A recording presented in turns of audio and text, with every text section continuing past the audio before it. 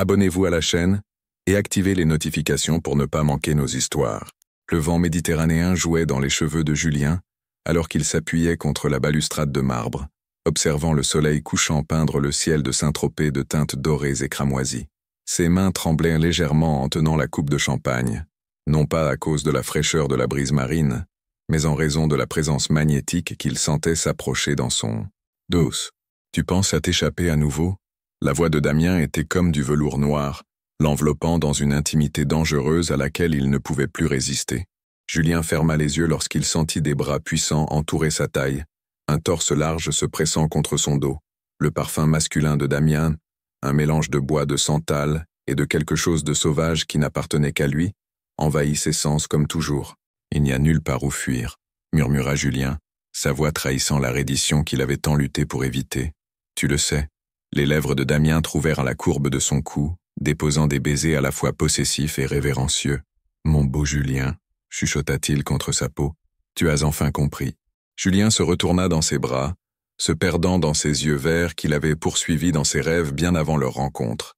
Damien leva une main, caressant son visage avec une délicatesse qui contrastait avec toute la force brute qu'il possédait. « Je t'aime », dit Damien, ces mots chargés d'une intensité qui fit battre le cœur de Julien à tout rompre. « Et tu m'aimes aussi, n'est-ce pas ?» Julien ne put répondre par des mots. Au lieu de cela, il attira le visage de Damien vers le sien, scellant leurs lèvres dans un baiser qui contenait toutes les émotions qui le consumaient.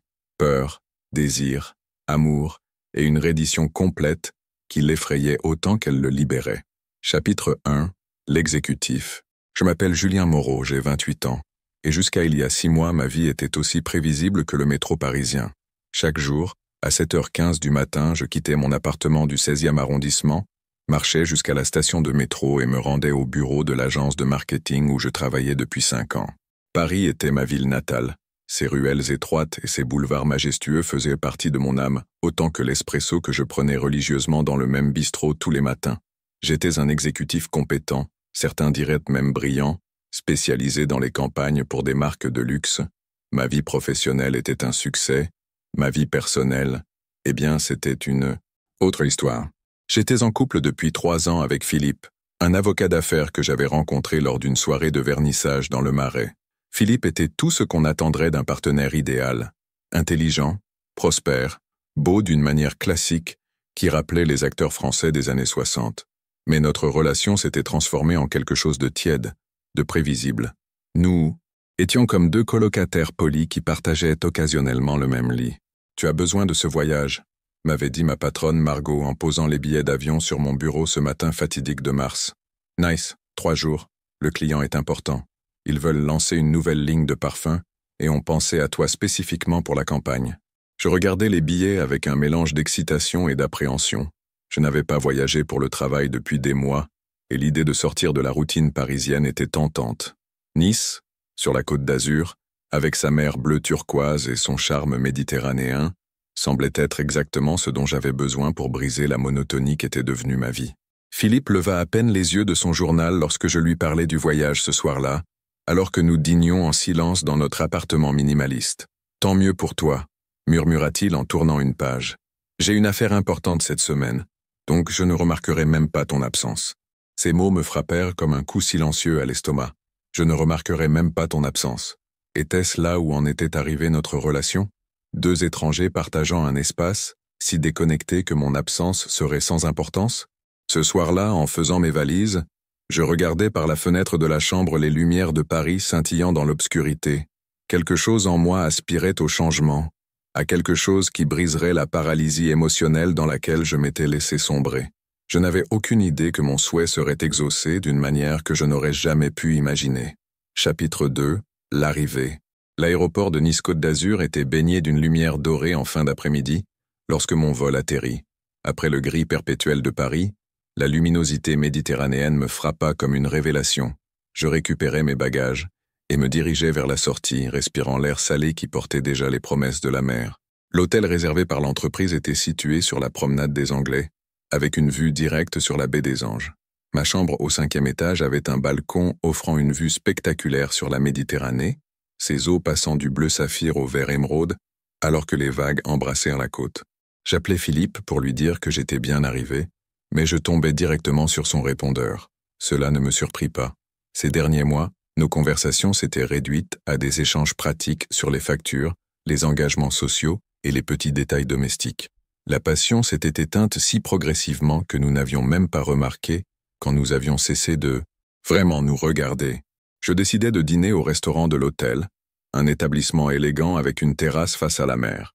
Je portais une chemise en lin blanc et un pantalon sombre, essayant de paraître professionnel mais détendu. Alors que le maître d'hôtel me conduisait à une table sur la terrasse, je ne pus m'empêcher de remarquer la magie particulière de Nice la nuit. Les lumières de la ville se reflétaient dans les eaux sombres, créant un chemin doré qui semblait s'étendre à l'infini. C'est au deuxième plat que je le ressentis pour la première fois. Une sensation étrange, comme si quelqu'un m'observait. Je levai les yeux de mon risotto aux fruits de mer et laissai mon regard errer dans le restaurant, mais je ne vis rien d'inhabituel. Des couples dînant romantiquement, des familles en vacances, des cadres comme moi en voyage d'affaires.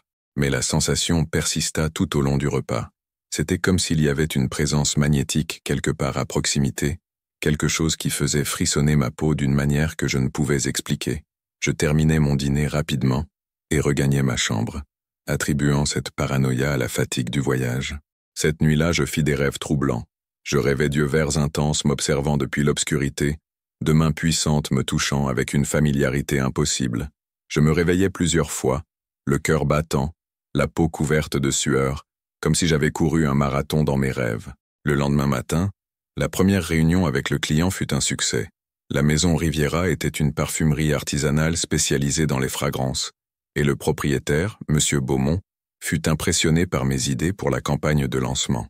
Nous passâmes la matinée à discuter des concepts, du public cible et des stratégies marketing. Pendant le déjeuner dans un charmant bistrot du Vieux-Nice, M. Beaumont me raconta l'histoire de la parfumerie, fondée par son grand-père, dans les années 1920. Leur fragrance s'inspirait de la flore méditerranéenne, lavande de Provence, rose de Grasse, jasmin de Nice. Chaque parfum racontait une histoire, capturait une émotion, préservait un souvenir. Le parfum est la forme d'art la plus intime, me dit-il, ses yeux bleus brillants de passion. Il touche directement l'âme, réveille des souvenirs dont nous ignorions l'existence. Un bon parfum ne se sent pas seulement, il se ressent. Ces mots résonnèrent dans mon esprit alors que je déambulais dans les ruelles du Vieux-Nice après le déjeuner. Nice avait une énergie différente de celle de Paris. Alors que ma ville natale était élégante et sophistiquée, Nice était sensuelle et vibrante. Les couleurs étaient les plus vives, les odeurs plus riches, les gens semblaient plus détendus, plus connectés à leur sens. Je m'arrêtais dans une boutique de fleurs au marché pour acheter de la lavande fraîche, inspirée par notre conversation sur les parfums. Le vendeur, un vieil homme aux mains tachées de terre, sourit lorsque je choisis les brins les plus parfumés. « Pour quelqu'un de spécial ?» demanda-t-il en français avec un fort accent provençal. « Pour moi-même » répondis-je, me surprenant moi-même par ma réponse. Il rit, un son chaleureux qui me fit sourire aussi. Parfois, nous sommes la personne la plus spéciale de notre propre vie, n'est-ce pas, mon petit? Je portais la lavande avec moi tout l'après-midi, son parfum m'accompagnant tandis que j'explorais les marchés, les galeries d'art et les cafés en bord de mer. Pour la première fois depuis des mois, je me sentais vivant, connecté à moi-même d'une manière que j'avais oublié être possible. Mais même pendant ces moments de découverte et de plaisir, cette sensation persistait, le sentiment d'être observé, d'être le centre d'une attention intense et invisible. Plusieurs fois, je me retournais rapidement, espérant surprendre quelqu'un en train de m'épier. Mais je ne vis jamais rien de suspect. Je n'avais aucune idée que ma vie était sur le point de changer à jamais. Chapitre 3. La rencontre. La deuxième nuit à Nice, je décidai de m'aventurer au-delà de l'hôtel. Monsieur Beaumont avait recommandé un restaurant à Cannes, à seulement une demi-heure en voiture. La Palme d'Or, avait-il dit. C'est là que tu goûteras la meilleure bouillabaisse de la Côte d'Azur. Ça vaut chaque euro et chaque kilomètre. Je louai une petite Peugeot décapotable et conduisis le long de la route du bord de mer alors que le soleil se couchait à l'horizon. La route serpentait le long de la côte, offrant des vues spectaculaires sur la Méditerranée. Avec le vent dans les cheveux et la musique française à la radio, je ressentis une liberté que je n'avais pas connue depuis des années. Cannes la nuit était purement magique. Les lumières du port se reflétaient dans les eaux sombres. Des yachts luxueux se balançaient doucement à l'ancre, et l'atmosphère glamour qui avait rendu la ville mondialement célèbre était présente à chaque coin de rue. Je me promenais sur la croisette, observant les vitrines des boutiques de luxe, les hôtels majestueux et les casinos vibrants de vie. Nocturne. La Palme d'Or se trouvait au Carlton Intercontinental, l'un des hôtels les plus emblématiques de Cannes. Le restaurant occupait une élégante terrasse avec une vue panoramique sur la baie, décorée avec beaucoup de goût dans des tons dorés et bleu marine. Le maître d'hôtel me conduisit à une table près de la balustrade, d'où je pouvais contempler les lumières de la ville se reflétant sur la mer. Je commandai la bouillabaisse recommandée et une bouteille de Chablis, décidé à profiter de cette soirée spéciale. Le plat, lorsqu'il arriva, était une œuvre d'art culinaire, des poissons frais de la Méditerranée dans un bouillon aromatique couleur safran, accompagné de croûtons et de rouille. Chaque bouchée était une explosion de saveurs marines qui me transportait directement vers les eaux bleues qui s'étendaient devant moi. C'est pendant le dessert, une tarte tatin parfaitement caramélisée, que je le ressentis à nouveau, cette présence magnétique, plus intense que jamais. Cette fois, lorsque je levai les yeux, je le vis. De l'autre côté de la terrasse, assis seul à une table d'angle, un homme m'observait avec une intensité qui fit à la fois geler et bouillir mon sang. Même à distance, je pouvais voir qu'il était impressionnant. Cheveux noirs légèrement ondulés, épaules larges sous un costume parfaitement taillé, et des yeux qui semblaient percer directement mon âme. Nos regards se croisèrent, et le monde sembla s'arrêter. C'était comme si un courant électrique avait traversé l'espace entre nous, nous connectant d'une manière défiant toute explication rationnelle. Il leva légèrement son verre de vin rouge dans ma direction, un geste subtil qui envoya des vagues de chaleur à travers tout mon corps. Je détournai rapidement le regard, le cœur battant à tout rompre. Lorsque j'osai regarder à nouveau, il avait disparu. Sa table était vide, comme s'il n'avait jamais été là. Pendant un instant, je me demandais si je n'avais pas tout imaginé, si le vin et l'atmosphère romantique de Cannes n'avaient pas conspiré pour créer une hallucination. Mais je pouvais encore ressentir les effets de ce regard, comme s'il avait laissé une marque invisible sur ma peau. Je demandai l'addition en hâte et quittai le restaurant, déambulant dans les rues de Cannes dans un état d'agitation que je ne comprenais pas. Qui était cet homme? Pourquoi sa présence m'avait-elle affecté si profondément? Et plus important encore, pourquoi avais-je l'impression de le connaître déjà? Comme si notre échange de regards avait été une reconnaissance de quelque chose qui existait déjà entre nous. Je repris la route pour Nice dans un état de confusion mentale. Les images de ses yeux verts me hantaient, mêlées au souvenir de la sensation d'être observé ces derniers jours. Était-il possible qu'il me suivît? Et si c'était le cas, pourquoi? De retour à l'hôtel, j'essayais de me concentrer sur les emails professionnels, mais mon esprit revenait sans cesse à cet instant au restaurant. J'appelais Philippe, plus par habitude que par réel désir de lui parler, mais je tombais à nouveau sur son répondeur. La distance entre nous semblait être devenue un gouffre infranchissable. Cette nuit-là, mes rêves furent plus vivants que jamais. Je rêvais que je marchais sur une plage déserte au clair de lune, et il était là, m'attendant. Dans mes rêves, il n'y avait ni hésitation, ni peur. Je courais vers lui comme si être dans ses bras était la chose la plus naturelle au monde. Je me réveillais le cœur battant et avec une sensation de perte inexplicable, comme si quelque chose de précieux m'avait échappé entre les doigts. Le soleil était déjà haut dans le ciel de Nice, et il ne me restait que quelques heures avant mon vol de retour pour Paris. Je n'imaginais pas que je ne monterais jamais dans cet avion. Chapitre 4. L'enlèvement. La matinée de mon dernier jour à Nice commença par un appel inattendu de M. Beaumont. Sa voix semblait excitée au téléphone, presque euphorique. « Julien, mon ami, j'ai une merveilleuse surprise pour toi. Un investisseur potentiel a entendu parler de notre projet et aimerait te rencontrer avant ton départ. Il possède une propriété à Saint-Tropez et propose de vous y accueillir. Que dirais-tu de prolonger ton séjour d'un jour? Saint-Tropez. Le nom évoquait des images de glamour, de yachts luxueux et de l'élite internationale.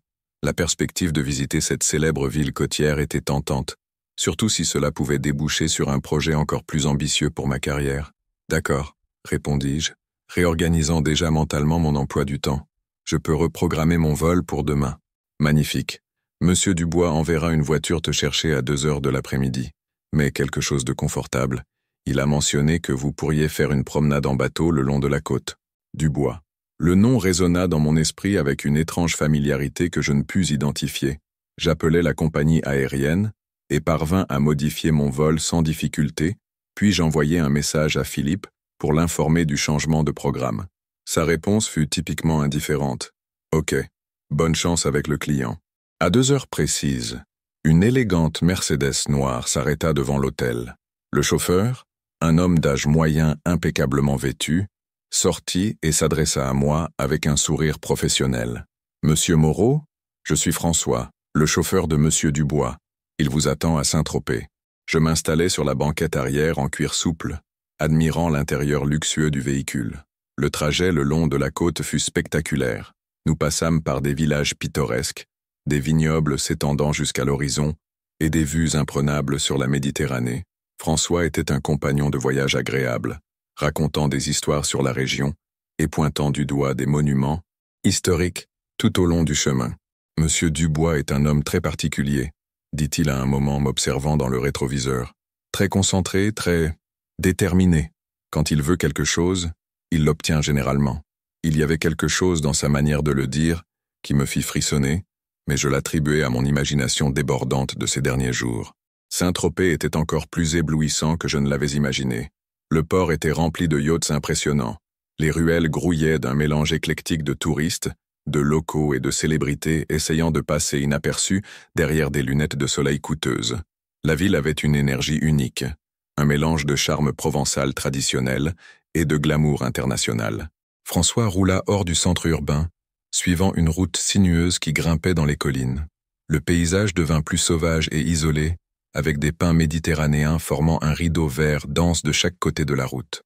Après environ 15 minutes, nous passâmes un imposant portail en fer forgé qui s'ouvrit automatiquement à notre arrivée. La propriété qui se révéla sous mes yeux était absolument spectaculaire. Une villa de style provençal, mais visiblement modernisée, perchée au sommet d'une colline avec une vue panoramique sur la mer. Des jardins soigneusement entretenus entourèrent la maison, avec de la lavande, des rosiers et des oliviers centenaires créant un cadre d'une beauté incomparable. « Nous y sommes, » dit François, arrêtant la voiture devant l'entrée principale. Je sortis de la Mercedes, encore impressionné par la magnificence de l'endroit. La villa était plus grande qu'elle ne le semblait au premier regard, avec plusieurs niveaux construits dans la pente de la colline. Une piscine à débordement semblait se fondre avec l'horizon marin, et plusieurs terrasses offraient différentes perspectives sur le paysage époustouflant. « Monsieur Moreau ». La voix venait de derrière moi, et lorsque je me retournai, le monde sembla s'arrêter. C'était lui, l'homme du restaurant à Cannes, celui qui m'avait observé avec une telle intensité qu'il m'avait troublé toute la nuit. Mais maintenant, à la lumière du jour et de près, il était encore plus impressionnant que dans mon souvenir. Grand, il devait mesurer 1,85 m avec des épaules larges qui remplissaient parfaitement une chemise en lin blanc. Son visage était une œuvre d'art sculptée, pommettes saillantes, mâchoire forte, et ses yeux verts qui semblaient capables de lire chaque pensée dans mon esprit. Ses cheveux bruns foncés étaient légèrement ébouriffés par le vent marin, lui donnant un air sauvage qui contrastait avec son élégance naturelle. « Damien Dubois », dit-il tendant la main. Sa voix était exactement comme dans mes rêves, profonde, soyeuse, avec un léger accent français qui était pure séduction. Lorsque nos mains se touchèrent, un courant électrique parcourut mon bras. Sa paume était chaude et légèrement rugueuse, la main de quelqu'un qui ne passait pas tout son temps derrière un bureau. Il retint ma main quelques secondes de plus que nécessaire, ses yeux ne quittant jamais les miens. « C'est un plaisir de vous rencontrer enfin correctement, » dit-il. Et il y avait quelque chose dans ces mots qui suggérait que notre rencontre n'était pas aussi fortuite que je l'avais imaginé. De même, parvins-je à répondre, ma voix plus rauque que prévu, « Votre propriété est absolument magnifique. » Il sourit, et ce sourire transforma complètement son visage. Là où il y avait auparavant une intensité presque dangereuse, il y avait maintenant un charme irrésistible qui fit se contracter mon estomac. « Venez, je vais vous faire visiter. Nous avons beaucoup à discuter. » Alors que nous marchions dans les jardins, il me raconta l'histoire de la propriété construite par son arrière-grand-père dans les années 1920. La famille Dubois, découvris-je, avait des racines profondes dans la région, avec des affaires allant des vignobles au développement immobilier de luxe. « Et vous, Julien ?» dit-il, prononçant mon nom comme une caresse. « Parlez-moi de votre travail. J'ai entendu des choses impressionnantes sur vos campagnes. » Nous parlâmes de marketing, de parfums, d'art et de culture. Damien était un conversateur brillant, démontrant une connaissance impressionnante sur une vaste gamme de sujets. Mais tout au long de notre conversation, je ne pouvais me débarrasser de la sensation qu'il se passait autre chose, une tension sous-jacente que je ne pouvais identifier. « Que diriez-vous d'un verre sur la terrasse ?» suggéra-t-il alors que le soleil commençait à se coucher. « J'ai un château d'Yquem que je gardais pour une occasion spéciale. » La terrasse était un espace magnifique, avec des meubles élégants disposés pour profiter au maximum de la vue spectaculaire. Damien servit le vin, un sauterne doré qui scintillait comme un liquide précieux dans les verres en cristal. À notre partenariat, porta-t-il un toast, ses yeux fixés sur les miens. À notre partenariat, répétai-je, faisant teinter mon verre contre le sien. C'est en buvant le vin que je commençais à réaliser que quelque chose n'allait pas. Le goût était différent. Il y avait une amertume subtile qui n'aurait pas dû être présente dans un vin de cette qualité. Ma vision commença à devenir légèrement floue, et une étrange somnolence se répandit dans mon corps. « Damien », murmurai-je, essayant de me lever de la chaise. « Je ne me sens pas bien. » Il s'approcha rapidement, ses mains se tendant pour me soutenir. « Calme-toi, mon chéri, » dit-il doucement, sa voix maintenant empreinte d'une tendresse possessive. « Tout ira bien. Je vais prendre soin de toi. Qu'as-tu fait ?» Les mots sortirent laborieusement, ma langue semblant trop lourde pour fonctionner correctement. « Seulement ce qui était nécessaire, » répondit-il, me tenant dans ses bras avec une aisance qui démontrait sa force physique. « Tu es à moi maintenant, Julien. » Enfin, la dernière chose que je vis avant que l'obscurité ne m'engloutisse complètement fut ses yeux verts, brillants d'un mélange d'amour et d'obsession qui me remplit d'une terreur primale. Lorsque je me réveillai, j'étais dans une chambre luxueuse que je ne reconnaissais pas, allongé sur un lit king-size avec des draps de soie blanche. La lumière douce du matin entrait par des fenêtres à la française donnant sur la mer, et je pouvais entendre le bruit lointain des vagues se brisant contre les rochers. J'essayai de m'asseoir rapidement, mais un vertige me força à retomber sur les oreillers. Ma tête palpitait et ma bouche était sèche comme du sable. Je regardais autour de moi, essayant de comprendre où j'étais. La décoration était élégante mais masculine, avec des meubles en bois sombre et des œuvres d'art qui semblaient originales accrochées au mur. « Tu es réveillé. » Je me tournai vers la voix et le vis assis dans un fauteuil près de la fenêtre, ne portant qu'un pantalon de lin noir. Son torse nu révélait des muscles définis et une peau bronzée qui parlait de longues heures sous le soleil méditerranéen.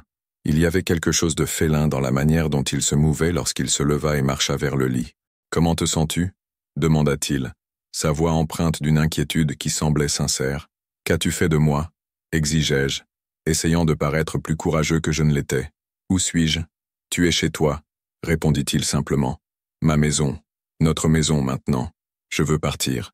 Tout de suite. » Il sourit, mais il y avait une tristesse dans ses yeux qui me troubla. « J'ai peur que cela ne soit pas possible, mon amour. Pas encore. » J'essayais de sortir du lit, mais il se déplaça avec une rapidité surprenante, ses mains pressant doucement mes épaules contre les oreillers. « Calme-toi, » murmura-t-il. « Tu es encore faible. Le sédatif doit complètement quitter ton système. » Sédatif ? La réalité de la situation commença à se cristalliser dans mon esprit. « Tu m'as kidnappé. Je t'ai ramené à la maison, » corrigea-t-il. « C'est différent. Tu es fou, » chuchotai-je, la panique commençant à m'envahir. Quelque chose de dangereux brilla dans ses yeux un instant, avant d'être remplacé par cette tendresse possessive. « Peut-être, » admit-il, « mais je suis fou de toi, Julien.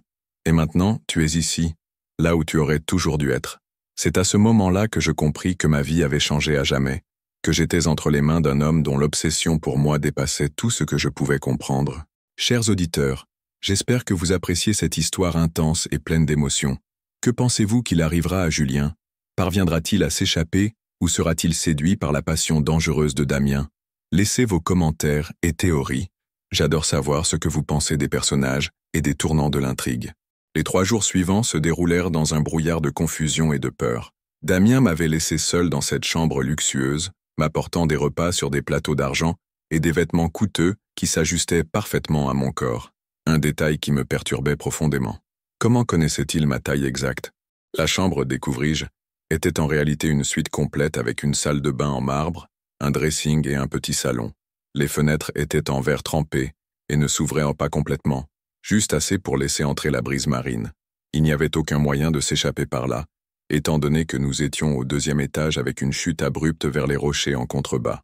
Le matin du 4e jour, Damien entra sans frapper, portant un plateau avec le petit déjeuner. Il portait une chemise blanche ouverte sur la poitrine et un pantalon de lin beige, ses pieds nus faisant peu de bruit sur le parquet. Il y avait quelque chose de troublant dans cette scène domestique, comme si nous étions un couple normal partageant le premier repas de la journée. « Bonjour mon chéri », dit-il posant le plateau sur une petite table près de la fenêtre. « J'espère que tu as bien dormi. J'avais passé la majeure partie de la nuit éveillé, alternant entre des plans d'évasion impossibles et des tentatives pour comprendre l'esprit de l'homme qui me retenait captif. Ses yeux, notai-je, avaient des cernes, suggérant qu'il n'avait pas beaucoup dormi non plus. « Je veux rentrer chez moi, dis-je, ma voix plus faible que je ne l'aurais voulu. C'est ici chez toi maintenant, répondit-il, s'approchant du lit où je restais assis, le dos appuyé contre la tête de lit ornée. Julien, nous devons parler sérieusement. Il y avait quelque chose de différent dans son attitude ce matin-là. La confiance dangereuse des jours précédents avait cédé la place à une vulnérabilité presque imperceptible. Il s'assit dans le fauteuil près du lit, ses yeux verts m'étudiant avec une intensité qui faisait frissonner ma peau. « Tu dois te demander pourquoi tu es ici ?» commença-t-il, passant ses mains dans ses cheveux sombres. « Pourquoi j'ai fait ça ?» La question évidente serait « Es-tu complètement fou ?» Il rit, un son grave et sans humour. « Probablement, mais laisse-moi t'expliquer avant de me condamner totalement. » Je restais silencieux, une partie de moi curieuse d'entendre quelle justification insensée il pouvait avoir pour kidnapper un étranger. « Je t'ai vu pour la première fois il y a 2 ans, dit-il, sa voix devenant distante, comme s'il revivait un souvenir précieux. Tu étais dans le hall du Carlton à Cannes pendant le festival de cinéma. Tu portais un costume bleu marine et tu parlais au téléphone, gesticulant avec une passion que j'ai trouvée fascinante. Ce n'était que 5 minutes, mais quelque chose en toi m'a profondément marqué. Je fronçais les sourcils, essayant de me souvenir. Il y a 2 ans, j'étais allé à Cannes pour une campagne publicitaire pendant le festival. Il était possible que nous nous soyons croisés brièvement. J'ai engagé des détectives pour découvrir qui tu étais, poursuivit-il. Julien Moreau, 26 ans à l'époque, cadre en marketing, vivant à Paris avec un petit ami avocat. J'ai commencé à suivre ta carrière, tes campagnes, ta vie. Le sang se glaça dans mes veines. Tu m'as traqué pendant 2 ans? Je suis tombé amoureux de toi pendant 2 ans, corrigea-t-il, ses yeux brillants d'une intensité qui m'effrayait. Chaque photo que mes hommes prenaient, chaque rapport sur tes activités, ne faisait qu'accroître mon obsession. Tu es devenu ma fixation, mon addiction. Je me levai brusquement du lit, commençant à faire les 100 pas comme un animal en cage. C'est malsain, Damien. Tu ne me connais pas. Tu ne sais rien de qui je suis vraiment. Je sais que tu prends un double espresso tous les matins au Café de la Paix, dit-il calmement. Je sais que ta couleur préférée est le bleu turquoise, comme la mer à Saint-Tropez. Je sais que tu rêves d'écrire un livre un jour, mais que tu as peur de ne pas être assez bon. Je sais que ta relation avec Philippe était morte depuis des mois, que vous étiez pratiquement des étrangers partageant un appartement. Chaque détail qu'il mentionnait était un coup à l'estomac. Comment connaissait-il des choses aussi intimes sur ma vie? Et je sais, continua-t-il, se levant et marchant vers moi, que tu n'as pas été heureux un seul jour ces 2 dernières années. Je peux le voir dans tes yeux, Julien. Tu existais, tu ne vivais pas. Ça ne te donne pas le droit de m'enlever. Non, admit-il, s'arrêtant juste devant moi.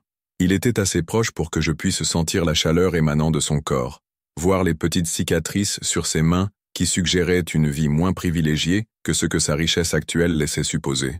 Mais ça me donne une raison. Quelle raison? Il leva la main, presque pour toucher mon visage avant de se rétracter. Parce que je peux te rendre heureux. Parce que tu mérites d'être adoré, désiré, aimé avec une intensité que ton ex-petit ami froid n'a jamais pu offrir. Parce que je sais qu'il y a une passion en toi qui est gaspillée. Tu délires. Je suis amoureux, corrigea-t-il, et je vais te faire une proposition. Je reculai jusqu'à ce que mon dos touche le mur froid. Quel genre de proposition? Reste avec moi pendant 1 an, dit-il, ses yeux verts m'hypnotisant. 365 jours. Si à la fin de cette période tu ne ressens rien pour moi, si tu ne découvres pas le bonheur que je peux t'offrir, je te laisserai partir. Plus encore, j'ouvrirai un compte bancaire avec 5 millions d'euros à ton nom en compensation du temps perdu. Mon esprit lutta pour traiter ces paroles. Et si je refuse? Quelque chose de dangereux brilla dans ses yeux. Alors, tu resteras ici indéfiniment, mais sans les avantages que je t'offre, sans la liberté relative, sans les gâteries, sans la possibilité d'une fin heureuse. C'est du chantage. C'est une opportunité, répondit-il. Une chance pour nous deux de découvrir si ce que je ressens est réciproque, si la connexion que j'ai perçue entre nous est réelle. Connexion? Ris-je amèrement. Tu m'as drogué et kidnappé. Mais tu l'as ressenti aussi, insista-t-il, faisant un pas vers moi. Au restaurant à Cannes, quand nos regards se sont croisés, ce n'était pas juste de la curiosité, c'était une reconnaissance. Je détestais qu'il ait raison. J'avais ressenti quelque chose à ce moment-là, quelque chose qui m'avait troublé bien plus qu'il n'aurait dû. Si j'accepte ta proposition, continuai-je, tu me donneras la liberté d'explorer la propriété, d'aller en ville avec toi, de découvrir les plaisirs que tu peux offrir. Tout ce que je demande, c'est que tu gardes l'esprit ouvert. Et si j'essaye de m'échapper? Son sourire était à la fois séduisant et menaçant. Tu n'y arriveras pas. Cette île est isolée, mes hommes sont loyaux, et j'ai des ressources illimitées. Mais plus important, finalement, tu ne voudras pas t'échapper. L'arrogance de son affirmation me mit en colère. Tu crois vraiment ça? Je crois en nous, dit-il simplement, en ce que nous pouvons avoir ensemble. Je restai silencieux pendant plusieurs minutes, mon esprit passant en revue les options limitées dont je disposais. La réalité était que j'étais entièrement à la merci de cet homme, manifestement obsessionnel et dangereux. S'il y avait une chance, même minime, de regagner ma liberté un jour, je devais la considérer. Si j'accepte, dis-je finalement, quelles seraient les règles? Son sourire s'élargit, révélant des dents blanches parfaites. Tu vivras avec moi comme mon compagnon. Nous partagerons les repas, les activités, les expériences. Tu dormiras dans cette chambre au début, mais j'espère que tu choisiras finalement de me rejoindre dans la suite principale. Mon estomac se serra. Et si je ne veux pas d'intimité physique? Je ne forcerai rien, promit-il. Mais il y avait quelque chose dans ses yeux qui suggérait qu'il était convaincu qu'il n'en aurait pas besoin. Mais je ne me cacherai pas non plus. Je suis un homme passionné, Julien, et je ne prétendrai pas le contraire. Je fermai les yeux, essayant de bloquer l'intensité de son regard pendant que je considérais ma situation impossible. 1 an de ma vie en échange de la possibilité de liberté et d'une somme d'argent substantielle. C'était une offre diabolique, mais peut-être ma seule chance. D'accord, dis-je finalement, ouvrant les yeux pour rencontrer les siens.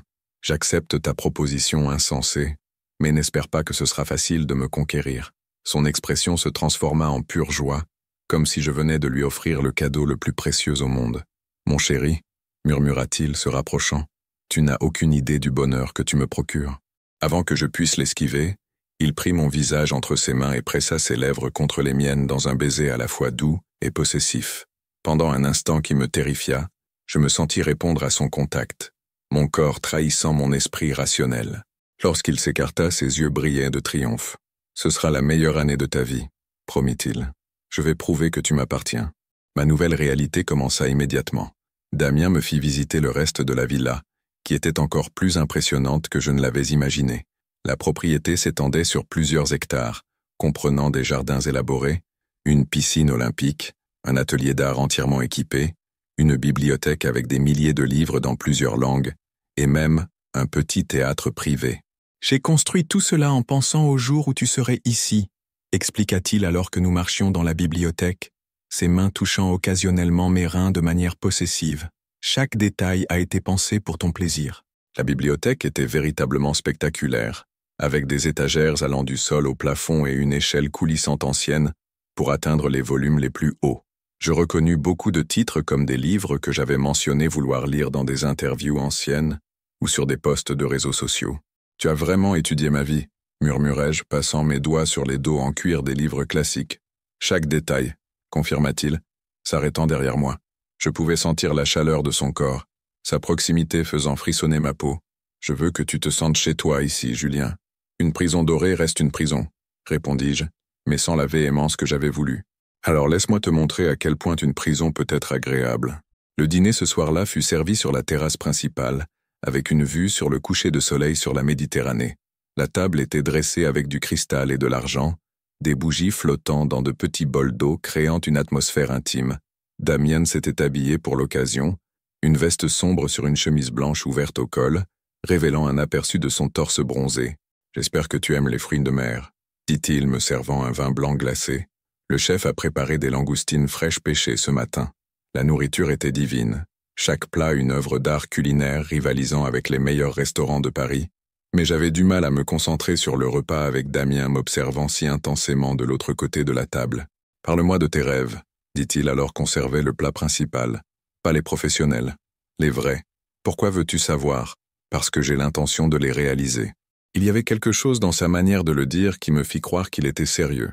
J'ai toujours voulu voyager, admis-je à contre-cœur. Voir le monde au-delà des campagnes publicitaires et des réunions d'affaires. Où aimerais-tu aller en premier? La Grèce, répondis-je sans hésiter. Les îles grecques, Santorin, Mykonos, Crète. Je veux voir le coucher de soleil à Oia, nager dans les eaux bleues de la mer Égée. Ses yeux brillèrent. Nous pouvons y être demain si tu veux. Comment? J'ai un jet privé, dit-il avec désinvolture, comme s'il parlait d'avoir une voiture. et un yacht ancré à Athènes. Nous pouvons passer quelques semaines à explorer les îles. L'offre était tentante, plus tentante que je ne voulais l'admettre. Et si j'essayais de m'échapper là-bas? Tu ne le feras pas, dit-il avec une assurance agaçante, parce que tu commenceras à réaliser que tu ne veux plus t'échapper. Après le dîner, il m'emmena me promener dans les jardins. La propriété la nuit était magique, avec des lumières subtiles illuminant les chemins sinueux et l'odeur du jasmin et de la lavande emplissant l'air. Nous nous arrêtâmes près d'une fontaine ancienne où des poissons rouges nageaient paresseusement. « Puis-je poser une question personnelle ?» dit-il, s'asseyant sur le bord de marbre de la fontaine. « Plus personnelle que tu ne l'as déjà été ?» Il sourit. « Philippe, l'aimais-tu vraiment ?» La question me prit par surprise. Pendant un instant, je pensais à mentir, mais quelque chose dans ses yeux me donna envie d'être honnête. Je pensais que oui, au début, admis-je, m'asseyant à côté de lui, gardant une distance prudente. Mais je crois que j'étais amoureux de l'idée de lui, de la stabilité qu'il représentait. Il était sûr, prévisible. Et c'était ce que tu voulais? La sécurité? Je pensais que oui. Ma vie a toujours été une question de faire les bons choix, de suivre le chemin attendu. Et maintenant, je le regardais, remarquant comment la lumière de la lune soulignait les angles de son visage. Maintenant, je suis dans la situation la plus incertaine et imprévisible de ma vie. Et que ressens-tu à ce sujet? La question me prit au dépourvu. Que ressentais-je? Terrifié, sans aucun doute. Confus. Mais il y avait autre chose. Quelque chose que je ne voulais pas admettre même à moi-même. Vivant, dis-je enfin, le mot m'échappant avant que je puisse le retenir. Son sourire fut comme un lever de soleil. Exactement. Cette nuit-là, seul dans ma chambre, je regardais par la fenêtre la mer sombre et essayais de comprendre ce qui m'arrivait. Damien était dangereux, obsessionnel, il m'avait kidnappé, mais il y avait aussi une intensité en lui, une passion que je n'avais jamais connue avec personne. Au cours des jours suivants, il me courtisa avec une détermination implacable. Des promenades en bateau au coucher du soleil, des dîners dans des restaurants exclusifs à Cannes et Monaco, des achats dans des boutiques où des vendeurs obséquieux nous traitaient comme des royaux. Il m'offrait des vêtements coûteux, des montres, des œuvres d'art, toujours avec une connaissance intime de mes goûts. « Comment sais-tu que j'aime Monet ?» demandai-je lorsqu'il me montra une toile originale des nymphéas qu'il avait acquise pour moi. « Tu es resté 15 minutes devant les nymphéas au musée de l'Orangerie l'année dernière, » répondit-il. « Mon homme a dit que tu semblais complètement absorbé. L'idée d'avoir été observé si intimement aurait dû m'horrifier, mais étrangement je commençais à me sentir valorisé. Quand quelqu'un avait-il prêté autant d'attention à mes goûts, mes désirs, mes humeurs pour la dernière fois? Une nuit, après un dîner particulièrement agréable sur son yacht ancré dans la baie de Saint-Tropez, je me retrouvais debout à la proue, regardant les étoiles se refléter sur l'eau sombre. Damien s'approcha silencieusement, m'offrant une coupe de champagne. « Un sou pour tes pensées », dit-il en anglais, sa voix basse et intime. Je pensais à quel point ma vie a changé, admis-je. Il y a une semaine, j'étais à Nice, préoccupé par des campagnes publicitaires et des rapports de vente. Maintenant, je suis sur un yacht de 50 mètres, buvant du Dom Pérignon avec un homme qui m'a kidnappé mais me traite comme un prince. Il rit, le son vibrant à travers sa poitrine. La vie est étrange comme ça. Parfois, le destin doit nous pousser dans la bonne direction. Tu penses que c'est le destin? Je pense que nous nous sommes rencontrés pour une raison, dit-il, se tournant pour me faire face. Il y a 2 ans, quand je t'ai vu pour la première fois, j'ai senti que ma vraie vie commençait enfin. Il y avait une telle sincérité dans sa voix que cela me fit vraiment le regarder. Pas le kidnappeur, pas l'homme riche et dangereux, mais juste Damien. Ses joues étaient illuminées par les lumières douces du yacht, ses yeux verts reflétant les étoiles. Il était indéniablement beau, mais il y avait plus. Une vulnérabilité qu'il laissait rarement voir, une solitude que je reconnaissais parce qu'elle faisait écho à la mienne. « Damien », commençai-je, ne sachant pas vraiment ce que je voulais dire. Il s'approcha, ses mains trouvant ma taille. « Oui, mon chéri ?» Les mots moururent sur mes lèvres lorsque je réalisais à quel point nous étions proches, comment je pouvais sentir son souffle sur mon visage. « Tu quoi ?» murmura-t-il, ses yeux descendant vers mes lèvres. Avant que je puisse répondre, il m'embrassa. Pas comme la première fois possessif et triomphant, mais avec une tendresse qui me désarma complètement. Ses lèvres étaient douces, insistantes, se mouvant contre les miennes, avec une habileté qui fit fléchir mes genoux. Pendant un moment qui dura une éternité, je rendis son baiser. Mes mains trouvèrent la poitrine, sentant les muscles définis à travers la soie de sa chemise. Il gémit doucement contre mes lèvres, ses mains se resserrant sur ma taille. Puis la réalité me frappa comme un seau d'eau froide. Je le repoussai, respirant lourdement. Non, dis-je, la voix tremblante. Je ne peux pas faire ça. Il n'essaya pas de me retenir, mais ses yeux brillaient d'une satisfaction qui m'irrita. Tu l'as ressenti aussi, affirma-t-il. Tu ne peux pas le nier. Ressentir ne signifie rien, mentis-je. L'attirance physique, c'est juste de la chimie. Et nous avons assez de chimie pour incendier toute la Riviera, répondit-il avec un sourire prédateur. Je regagnai ma chambre cette nuit-là dans un état de confusion totale. Mon corps vibrait encore de l'impact de ce baiser, mon esprit oscillant entre le désir et l'indignation. Comment pouvais-je être attiré par quelqu'un qui m'avait kidnappé? Qu'est-ce que cela disait de moi? Mais dans les semaines qui suivirent, il devint de plus en plus difficile de résister au charme calculé de Damien. Il était attentionné sans être étouffant, séduisant sans être envahissant, passionné sans être désespéré. Lentement, je commençai à baisser ma garde. Il me montra la France comme je ne l'avais jamais vue auparavant. Pas en touriste, mais comme quelqu'un appartenant à ce monde de luxe et de privilèges. Nous volâmes à Paris dans son jet privé, où il m'emmena dîner à la Tour Eiffel après la fermeture, rien que nous deux et une équipe de chefs et de serveurs qu'il avait engagés. Nous visitâmes des vignobles à Bordeaux, où des propriétaires, centenaires, nous traitèrent comme de vieux amis. Nous nageâmes sur des plages privées de la Côte d'Azur, où aucun paparazzi ne pouvait nous déranger. Et tout au long, Damien m'observait avec cette intensité constante, comme s'il mémorisait chaque expression, chaque geste, chaque sourire que je lui accordais. C'était terrifiant et enivrant à la fois. « Tu es en train de tomber amoureux de lui », dit la voix de la raison dans ma tête un matin particulièrement magnifique dans son jardin, où il avait fait planter un labyrinthe de roses, simplement parce que j'avais mentionné trouver l'idée romantique. Et peut-être était-ce vrai. Peut-être étais-je en train de tomber amoureux de mon ravisseur. La question était, que ferais-je de cette information? Chers auditeurs, la tension monte. Julien commence clairement à ressentir quelque chose pour Damien, mais lutte contre ses sentiments. Pensez-vous qu'il devrait résister ou s'abandonner à cette passion dangereuse? Et que cache Damien sur son passé? Ne manquez pas le prochain chapitre. Laissez vos commentaires sur ce que vous attendez qu'il se passe. 3 mois s'étaient écoulés depuis mon arrivée forcée à la villa de Damien, et je commençais à perdre la bataille contre mes propres sentiments. Chaque jour apportait de nouvelles séductions, de nouveaux moments d'intimité qui érodaient ma résistance comme des vagues contre une falaise.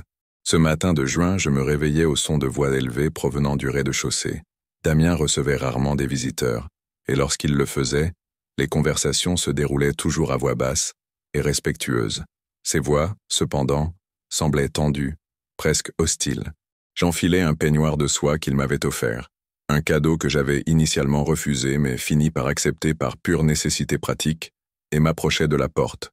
Je pouvais distinguer la voix grave de Damian, mais aussi une voix féminine que je ne reconnaissais pas, parlant en français rapide et furieux. « Tu es complètement fou, Damien. Enlever un homme? À quoi penses-tu, bon sang? Amélie, s'il te plaît, baisse la voix, » répondit Damien, sa voix empreinte d'une tension que j'entendais rarement. « Et ce n'est pas un enlèvement. Il est ici de son plein gré maintenant. » De son plein gré? Après que tu l'as drogué et amené ici de force? Mon sang se glaça.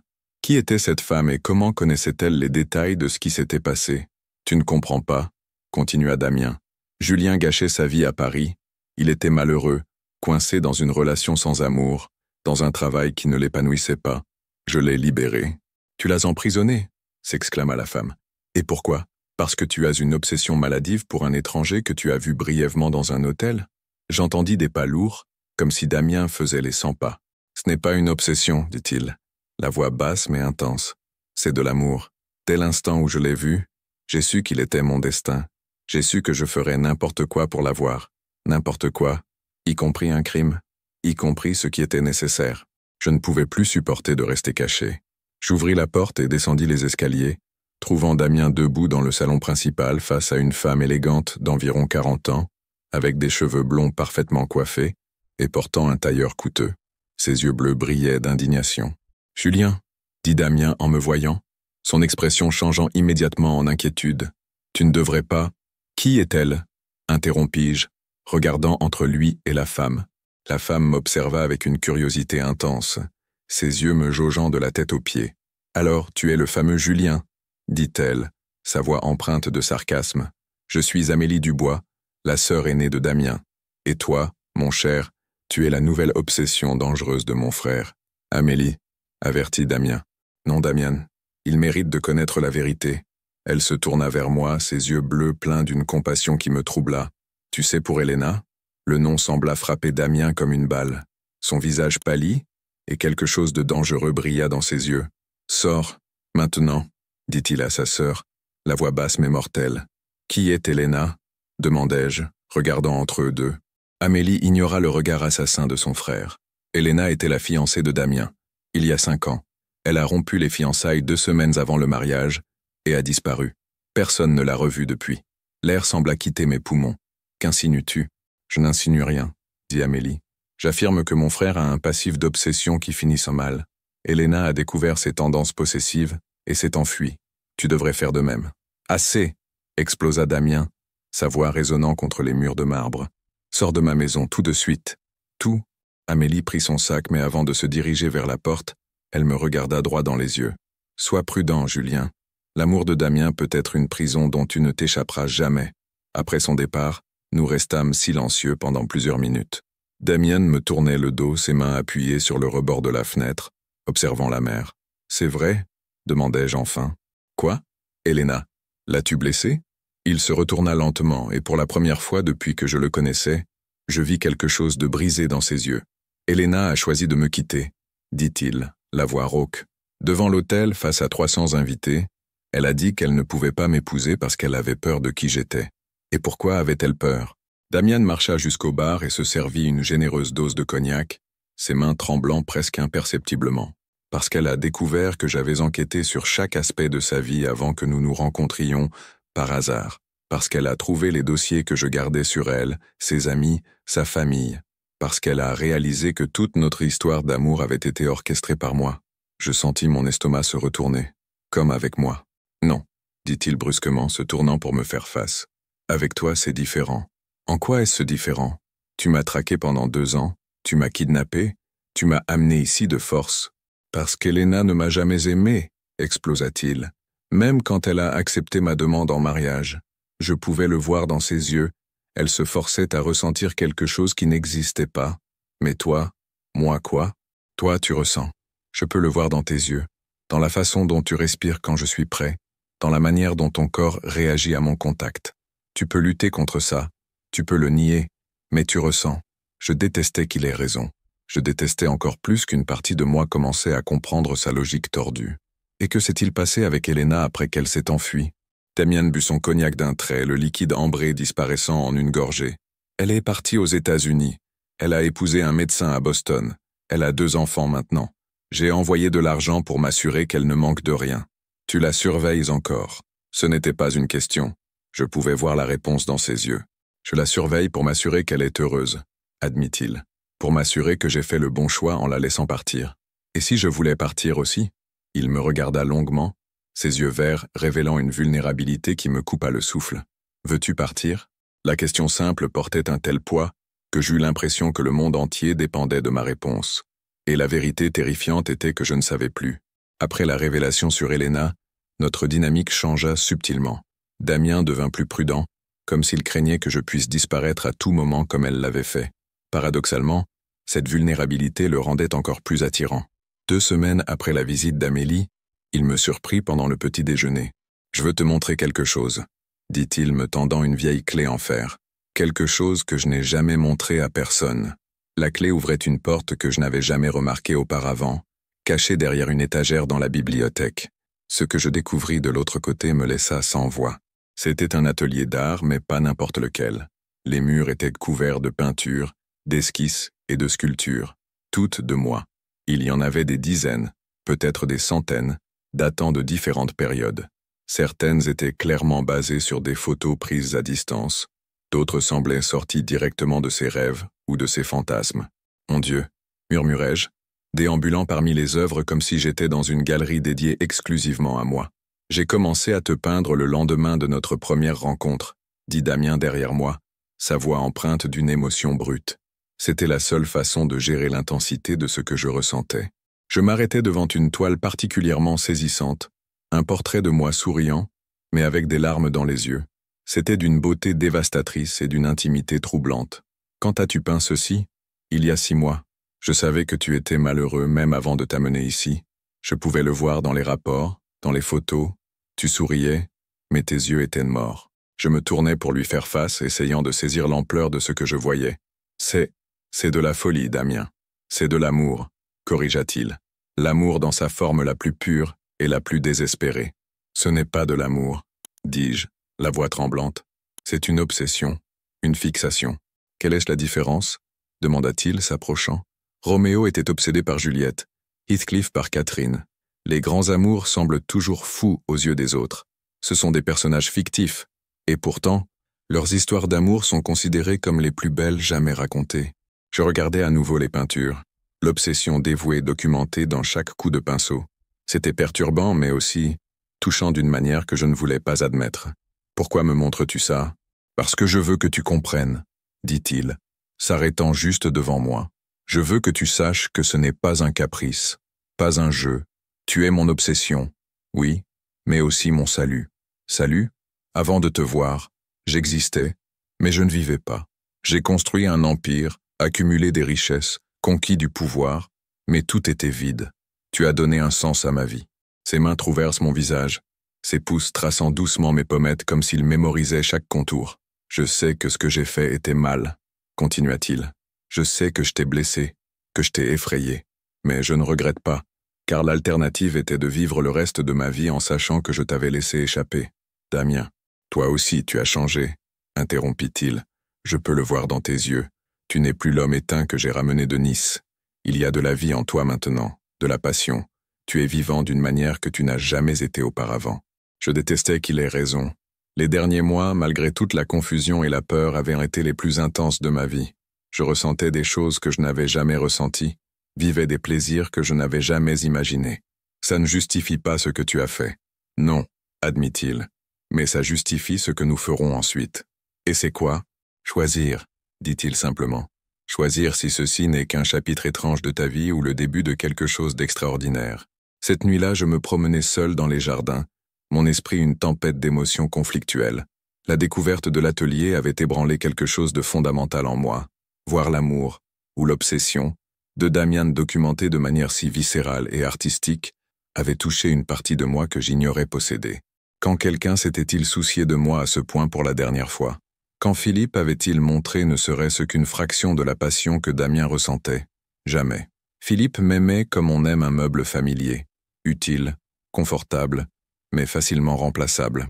Damien, en revanche, m'aimait comme si j'étais de l'air, comme si son existence même dépendait de moi. C'était terrible et exaltant à la fois. Je le trouvais à la piscine, nageant ses longueurs nocturnes comme il le faisait chaque soir.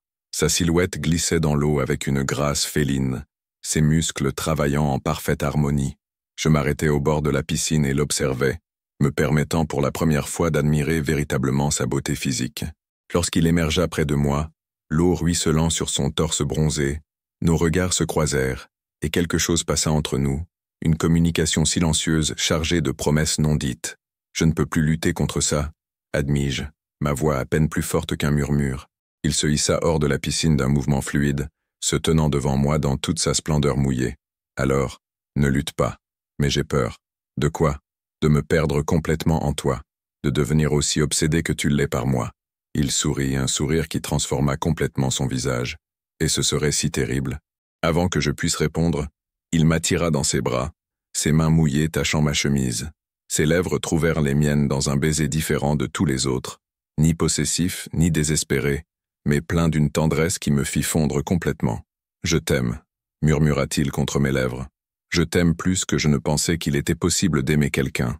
Damien, dis-le », supplia-t-il, ses yeux verts brillants d'une vulnérabilité qui me brisa le cœur. « Dis que tu ressens quelque chose pour moi. » Je regardai dans ses yeux et vis tout, l'amour, la peur, l'espoir, le désespoir. Je vis un homme qui avait construit toute sa vie autour de la possibilité de m'aimer. « Je t'aime », dis-je enfin, les mots sortant comme une confession arrachée à mon âme. « Je déteste t'aimer, je déteste comment c'est arrivé, mais je t'aime. » Sa réaction fut immédiate et viscérale. Il me souleva dans ses bras, me faisant tourner en riant comme un enfant qui venait de recevoir le meilleur cadeau de Noël. Lorsqu'il me reposa au sol, ses yeux brillaient de larmes non versées. « Tu m'as rendu l'homme le plus heureux du monde », dit-il, la voix empreinte d'émotion. Et pour la première fois depuis mon arrivée dans cette villa, Je me sentis vraiment chez moi. Les mois suivants furent une révélation. Après avoir admis mes sentiments, les dernières barrières entre nous tombèrent. Damien devint non seulement mon amant, mais aussi mon meilleur ami, mon confident, mon ancre dans un monde devenu infiniment plus coloré et intense. Il me montra le monde à travers ses yeux. Nous voyageâmes dans des lieux dont je n'avais fait que rêver, vécûmes des aventures que je n'avais jamais imaginées possibles.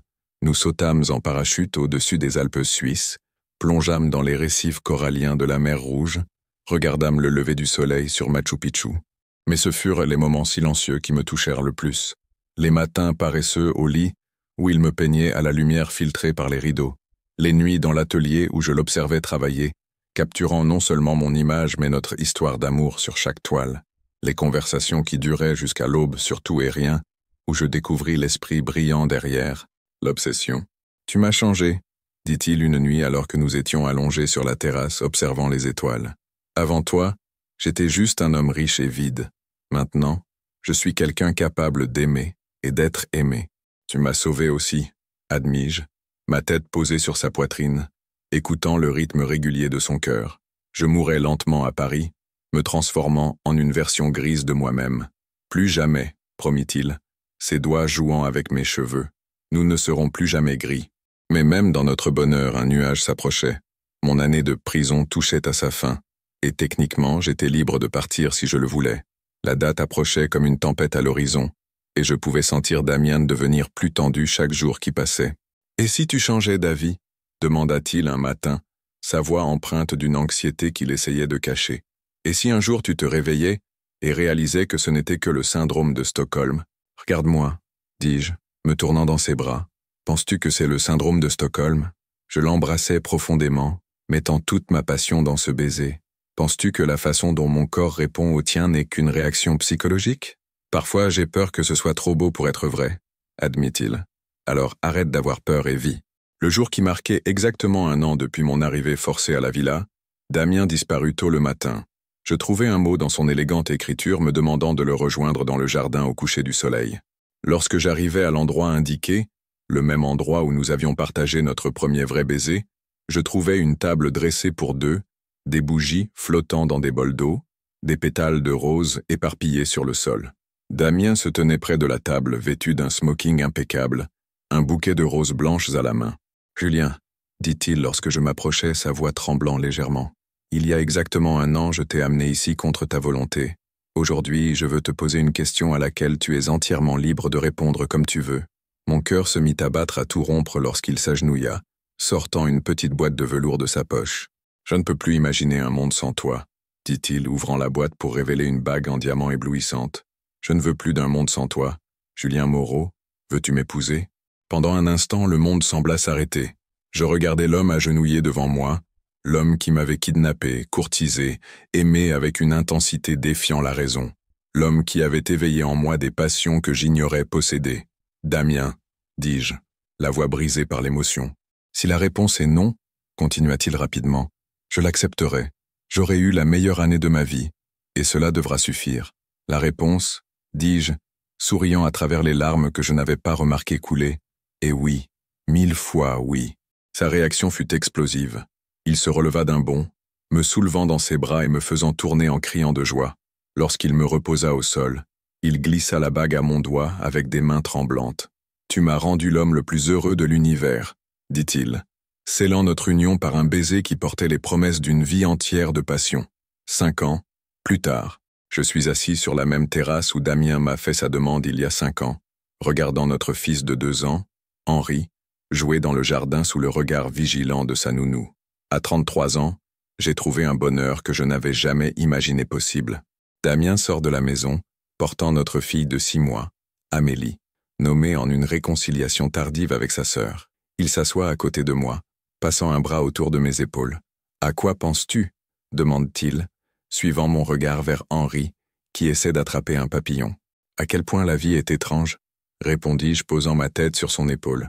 Il y a 5 ans, j'étais coincé dans une existence grise à Paris. Maintenant, j'ai une famille, une vie pleine d'amour et de sens. J'ai publié mon premier roman. Tu as transformé l'obsession en une fondation artistique qui aide les jeunes talents. Nous sommes heureux. Regrettes-tu quelque chose ? demande-t-il, et je peux entendre la vulnérabilité dans sa voix qui apparaît encore parfois. Je regrette que tu aies senti le besoin de m'enlever pour me trouver, dis-je honnêtement. Mais je ne regrette pas le résultat. Si je m'étais simplement approché de toi à Paris, m'aurais-tu donné une chance?